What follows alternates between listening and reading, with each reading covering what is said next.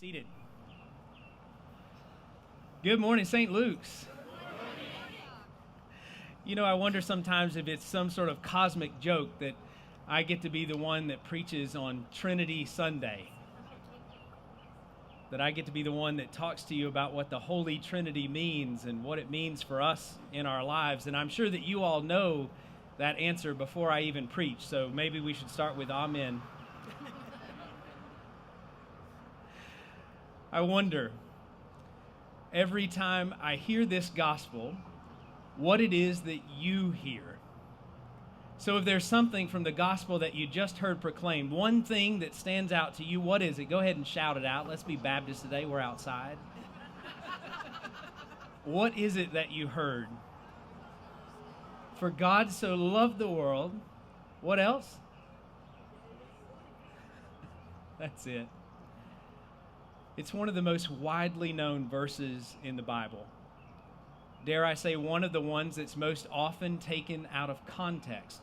Ones that's used for all sorts of reasons. Some of those are good, not all of them.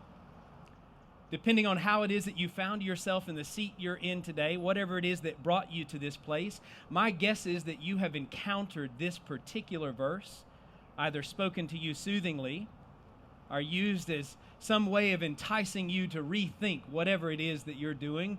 For God so loved the world that he gave his only son. It's an interesting reading. This week as I thought about it, what I realized is that my mind kept going back to a very particular place. It was the first semester in seminary for me. And growing up as a kid, one of the things that I don't want to say I was good at, but let's just say that I was good enough at it that I could be casual, is I didn't really ever find myself needing to study a whole tremendous amount in school. I felt like I kind of knew what was going on. I grasped it. I felt like I was a pretty decent writer and on most days okay speaking publicly. And so when I would prepare for classes and write something or turn something in, I didn't usually have to spend a tremendous amount of time on that to get what was a better than passing grade. And so there I was, my first semester in seminary, in a class with a professor that I had hoped to study with for so long. And there we were in our first assignment. Of all things you might imagine, it was about pastoral care. Probably shouldn't tell you this story. I wrote a paper entitled, "What is Pastoral Care to Me?" And to write that paper, there was about 800 pages of material that I was supposed to read as background information. And here I was, the student who had never needed to study. So I thought. So like any good seminary student, I know I'm probably the only one, I skimmed that material, all those pages. So maybe I read 15 or 20. Came in, wrote my paper, everything turned in, and 2 days later, the professor that I worshiped brought that paper back to me with a low pass written on the top, and my little soul crumbled. It was the lowest grade that I had ever received on any assignment in my entire academic life. It was the lowest grade I would ever receive. And I remembered going to her office and saying, "Dr. Mercer, I just don't understand. You asked me to write a paper about what pastoral care is to me." And she said, "Son, you didn't read anything, did you?" The silence that sunk into that space right before I ask another question.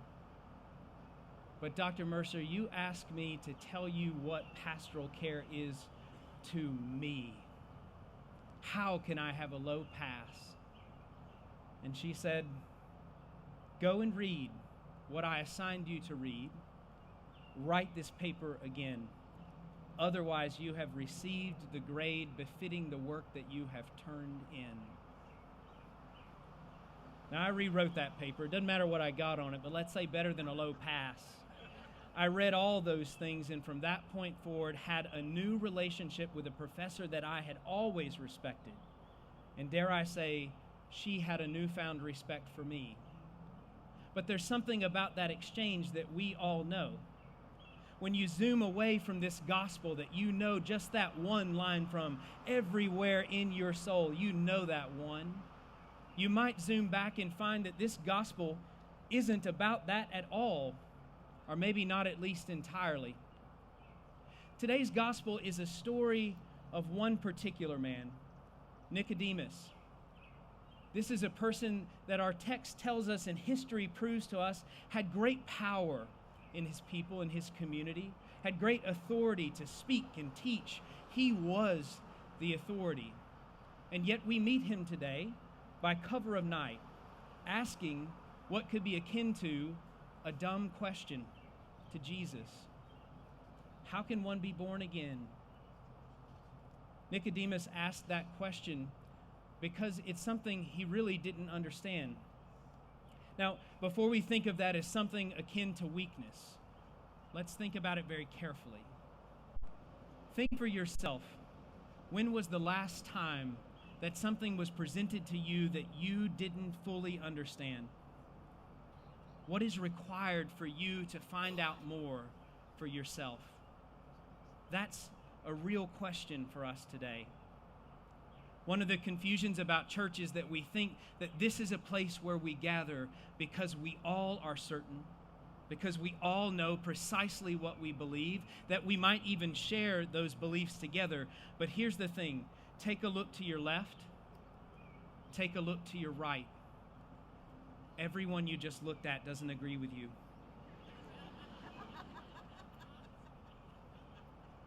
Today, we get one of the most beautiful and gentle views of how God sees the world of question, of how God sees the world of curiosity, and how God pulls that into a more cosmic story that we call love. Nicodemus was a teacher. So how could Nicodemus, with all that authority, go to a public space in the broad daylight and ask a question? Nicodemus was the person people ask questions to. There's no shame at all in what he did. What he did is show us the pathway to safety, that we, in the quiet and dark moments of our own souls, can approach our own God and ask questions, especially the ones that seem most obvious. How can one be born again? One can be born again by spirit. One can be born again by question. One can be born again by taking that risk, because this wasn't nothing that Nicodemus did. Anyone that might have seen him that night, anyone that might have seen him might have reported that back, and that would have meant the end of his career. But what we know of Nicodemus is that nothing ended for him this day.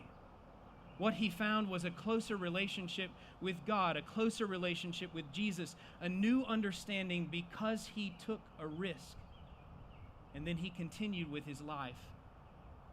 And maybe that's the other thing that we're meant to know today. One of the other great myths of church is that as soon as we discover our faith, as soon as we discover a way of being with God, that everything will change, that our whole life will change. My friends, you could follow me anywhere through my regular life, and I assure you that you will find that that is not true.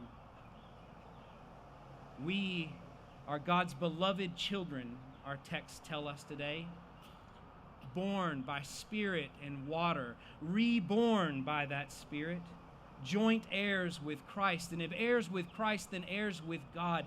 We are God's beloved children, no different than how we are in this exact moment.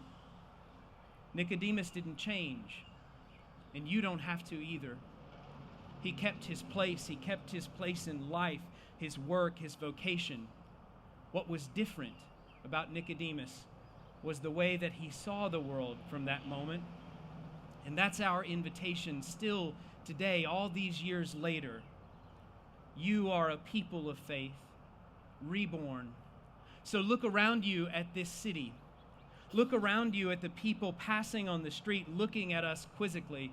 Look at them, because they are God's beloved child too.